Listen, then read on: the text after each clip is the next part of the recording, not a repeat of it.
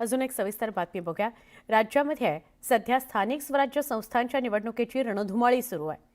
आगामी काळात मुंबईसह राज्यातील विविध महानगरपालिकांच्या निवडणुकीची घोषणा होण्याची शक्यता आहे आणि अशातच मुंबईत महापौर कोण होणार अशी चर्चा रंगली आहे। मुंबईमध्ये भाजपचाच महापौर होणार आणि त्यामुळे सगळ्यांची कॉलर टाईट होणार असा दावा मंगलप्रभात लोढा यांनी केला होता। यावर उद्धव ठाकरेंनी त्यांना जोरदार टोला हाणलाय।